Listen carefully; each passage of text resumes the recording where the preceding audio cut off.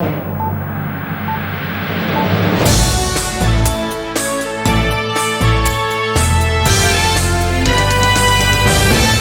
अखबार में खबर आई है कि मुंबई की फोर्ट कोर्ट ने 20 बांग्लादेशी नागरिकों को 8 महीने की सजा सुनाई है और 4,000 रुपए जुर्माना लगाया है। ध्यान से सुनिए, 20 बांग्लादेशी घुसपैठियों को मुंबई की फोर्ट कोर्ट ने 8 महीने की सजा, मात्र 8 महीने की, और मात्र 4,000 रुपए जुर्माना। और अपराध कितना? उनके पास पासपोर्ट नहीं था, बिना पासपोर्ट के आए थे। उन्होंने फर्जी आधार बनवाया था, उनका बर्थ सर्टिफिकेट नकली था, उनका ड्राइविंग लाइसेंस फर्जी था, उनका डोमिसाइल सर्टिफिकेट फर्जी था, सारे फर्जी डॉक्यूमेंट, आधार भी फर्जी, राशन कार्ड भी फर्जी, डोमिसाइल सर्टिफिकेट भी फर्जी, ड्राइविंग लाइसेंस भी फर्जी, बैंक और सारे फर्जी डॉक्यूमेंट के जरिए उन्होंने बैंक में खाता भी खोल लिया था, तो वहां भी फर्जीवाड़ा किया था। और सजा कितनी हुई? मात्र 8 महीने की, और जुर्माना कितना? मात्र 4,000। और यह हुआ है कई साल मुकदमा चलने के बाद, और अभी यह फैसला आया है डिस्ट्रिक्ट कोर्ट का। 10 साल हाई कोर्ट में मुकदमा चलेगा, 10 साल सुप्रीम कोर्ट में चलेगा। अगर मान लीजिए 20 साल मुकदमा चलता रहा तो अगले 20 साल वो भारत में ही रहेंगे और हमारे आपके टैक्स के पैसे से बढ़िया खाते पीते रहेंगे। वैसे भी अगर उन्होंने अपील किया तो, अगर अपील नहीं करेंगे तो जेल में जाएंगे, 8 महीने में बाहर आ जाएंगे और परमानेंट फिर भारत के नागरिक हो जाएंगे, क्योंकि कोर्ट ने ये तो कहा नहीं है कि 8 महीने बाद इनको बाहर भेज दें।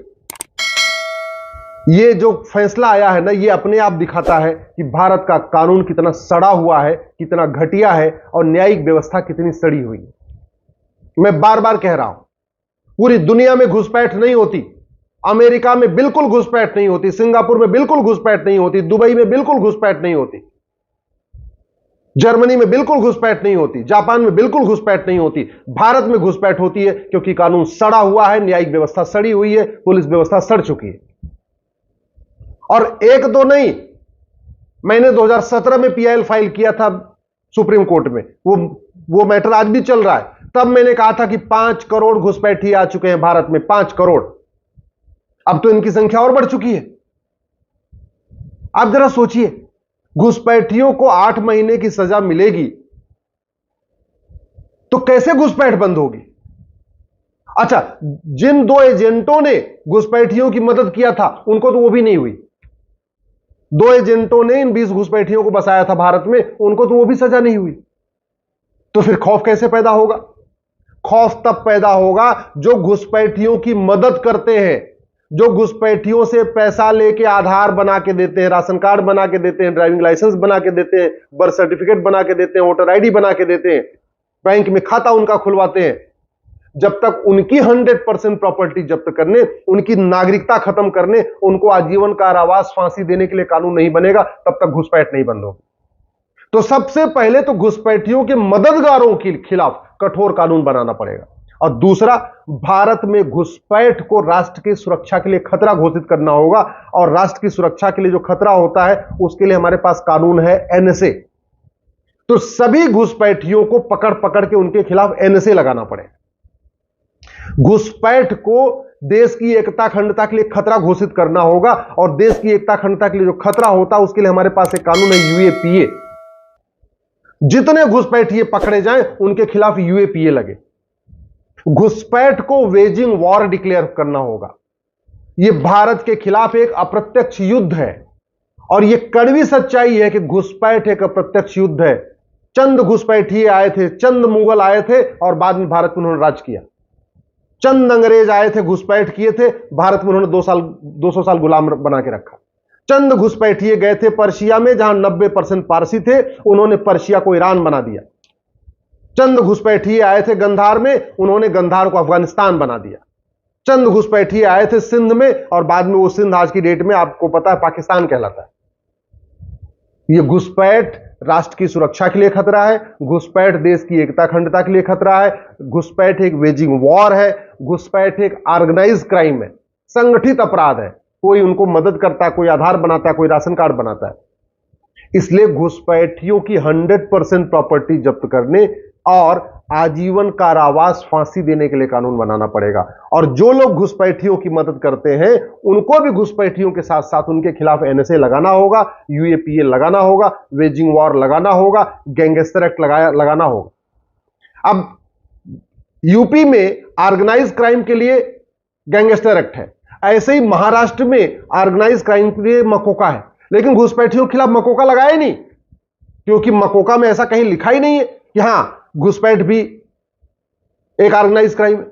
जबकि कड़वी सच्चाई है, घुसपैठ ऑर्गेनाइज क्राइम है, क्योंकि बॉर्डर पे कोई उनकी मदद करता है, कोई उनको बस उपलब्ध कराता है, कोई बस से उनको पहुंचाता है स्थान पे, कोई वहां पहुंचाता है, कोई उनकी झुग्गी बनवाता है, कोई उनको राशन देता है। पूरा एक सिस्टम, पूरा एक मैकेनिज्म है। और सच्चाई तो यह है कि जब तक भारत में जो पैसे के लिए अपराध किया जाता है, पैसे वाला अपराध, अल्टीमेटली घुसपैठ जो होती है इसका मूल कारण घूसखोरी है। बॉर्डर पे वो 2-2 हजार रुपए देते हैं, अंदर आ जाते हैं, अंदर आते हैं 2 हजार रुपए देते हैं आधार, जैसे आधार बनवा लिया 2 हजार पकड़ाते हैं दलाल को, राशन कार्ड, जैसे 2 डॉक्यूमेंट हो जाता है फिर 2 हजार रुपए पकड़ाते हैं बर्थ सर्टिफिकेट, जब 3 डॉक्यूमेंट हो जाता है किसी दलाल को 3 से 4 हजार रुपए देते हैं ड्राइविंग लाइसेंस, जब 4 डॉक्यूमेंट हो जाता है फिर 2 से 3 हजार रुपए देते हैं वोटर आईडी में नाम, और जब 5 डॉक्यूमेंट हो जाता है फिर बैंक में खाता, जनधन खाता, गरीबों वाला खाता, और जब जनधन खाता खुल जाता है फिर सारी योजनाओं का लाभ लेते हैं। माइनॉरिटी अफेयर मिनिस्ट्री की जितनी योजनाएं हैं, अल्पसंख्यक की जितनी योजनाएं चलती हैं, केंद्र सरकार की, राज्य सरकार की, उसका भी लाभ लेते हैं। गरीबी के आधार पर जितनी योजनाएं चल रही हैं उसका भी लाभ लेते हैं। कुल मिला के 15,000 रुपए के आसपास ये घुसपैठिए खर्च करते हैं और बाद में साल भर के अंदर 5 लाख रुपए का फायदा उठा ले जाते हैं। मुफ्त का मकान ले लेते हैं, मुफ्त का राशन लेना शुरू कर देते हैं, मुफ्त की योजनाएं शुरू करती हैं, इनके बच्चों को वजीफा मिलना शुरू हो जाता है, सारा शुरू हो जाता है। और किसके? हमारे आपके टैक्स के पैसे से। इसलिए मैं आपसे निवेदन करता हूं, प्लीज दल गुलामी छोड़ दीजिए, पार्टियों की गुलामी छोड़ दीजिए। ये पार्टियां और ये नेता 25 साल के बाद आपके बच्चों को बचाने नहीं आएंगे। जब ये घुसपैठिए नंगा नाच करेंगे ना, जब आगजनी शुरू करेंगे, कोई आपका घर बचाने वाला नहीं आएगा। ना आज के कोई नेता आएंगे, ना आज के कोई अभिनेता आएंगे, ना वो कोई आपका लेखक, ना कोई बुद्धिजीवी, ना कोई पत्रकार, ना कोई कलाकार, कोई आपका घर नहीं बचाने आएगा। आपका अगर घर बचा सकता है तो वो कठोर कानून, घुसपैठियों और उनके मददगारों की 100% प्रॉपर्टी जब्त कर दे, घुसपैठियों और उनके मददगारों की नागरिकता खत्म कर दे, घुसपैठियों और उनके मददगारों को 1 साल के अंदर आजीवन कारावास फांसी देने का कानून। अब सवाल यह है कि 1 साल में सजा मिलेगी कैसे? 1 साल में सजा तब मिलेगी जब 1 नेशन 1 पिनल कोड होगा, यानी यूनिफॉर्म पिनल कोड होगा। 1 साल के अंदर सजा तब होगी जब यूनिफॉर्म पुलिस कोड होगा, पूरे देश की पुलिस के लिए एक कानून होगा। 1 नेशन 1, एक देश में 1 साल के अंदर सजा तब होगी जब एक यूनिफॉर्म एविडेंस कोड होगा, नार्को पॉलीग्राफ ब्रेन मैपिंग अनिवार्य होगा, जो मोबाइल पे कॉल डिटेल होती है इसको भी एविडेंस माना जाएगा, व्हाट्सएप चैटिंग को भी एविडेंस माना जाएगा, और हर जिले में झूठ पकड़ने के लिए एक narco polygraph brain mapping lab होगी। तो यूनिफॉर्म एविडेंस कोड होना चाहिए। और सबसे इंपॉर्टेंट है यूनिफॉर्म जुडिशियल कोड। सारे पूरे देश के जजों के लिए एक यूनिफॉर्म जुडिशियल कोड बनाना पड़ेगा कि आपको हर हालत में, हर सप्ताह पे डेट देनी है और 1 साल के अंदर मुकदमों का फैसला करना है। मैं गारंटी के साथ कहता हूं, जैसे ही झूठ गंभीर अपराध होगा वैसे ही झूठी शिकायत बंद हो जाएगी, फिर झूठी गवाही बंद हो जाएगी। ये घुसपैठियों का मुकदमा इतना लंबा पता कैसे चला? क्योंकि इन्होंने झूठे गवाह भी पैदा कर लिए थे। मतलब इनका आधार भी नकली था, राशन कार्ड भी नकली था, ड्राइविंग लाइसेंस भी नकली था, बर्थ सर्टिफिकेट भी नकली था, सब कुछ नकली था। इन्होंने पैसा दे दे के झूठे गवाह भी पैदा अपने तैयार कर लिए थे, झूठी गवाही भी कर लिया था। क्योंकि भारत में झूठी गवाही अपराध नहीं है, भारत में झूठा मुकदमा अपराध नहीं है, भारत में झूठा हल्फनामा अपराध नहीं है। इन्होंने पैसा दे के अपने गवाह भी पैदा कर लिए थे। अगर झूठी गवाही गंभीर अपराध हो कि भैया झूठ बोलना गंभीर अपराध है, तो कोई झूठी गवाही नहीं करेगा।